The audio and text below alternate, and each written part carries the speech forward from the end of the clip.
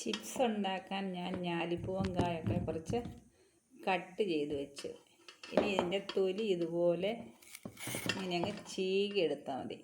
ഇത് പൊളിക്കാനായിട്ട് കുറച്ച് ബുദ്ധിമുട്ടുണ്ട്, അതുകൊണ്ട് ഇങ്ങനെ അങ്ങ് ചീകി എടുത്താൽ മതി.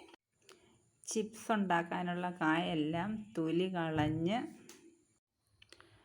കഴുകി വാരി ഇതുപോലെ നീളത്തിലരിഞ്ഞ്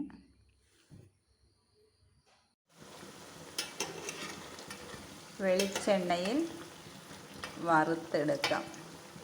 കുറച്ച് മഞ്ഞൾപ്പൊടി ഇടണം, കളറ് കിട്ടാൻ വേണ്ടി കുറച്ച് മഞ്ഞൾപ്പൊടിയും കൂടെ ചേർത്തു.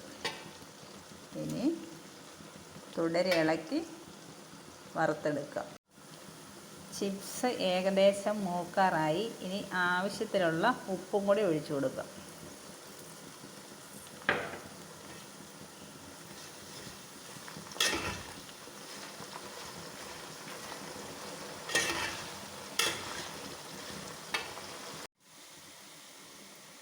ഇതുകൊണ്ട് അതിൻ്റെ സ്കിന്നിങ്ങനെ പൊളിഞ്ഞു പോരുന്നുണ്ടോ, അതെല്ലാം അങ്ങ് പൊളിഞ്ഞു പോകും.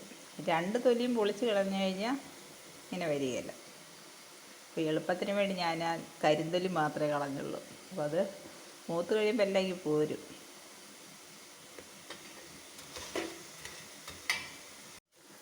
ചിപ്സ് മൂത്തു കോരി എടുത്തേക്കാം.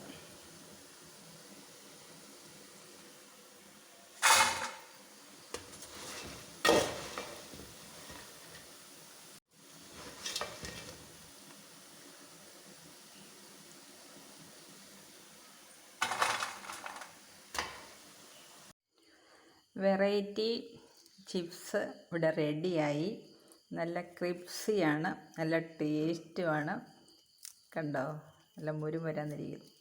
അടിപൊളി ടേസ്റ്റ്. എല്ലാവരും ട്രൈ ചെയ്യൂ. Okay, bye. അടുത്ത വീഡിയോ കാണാൻ. Thanks for watching.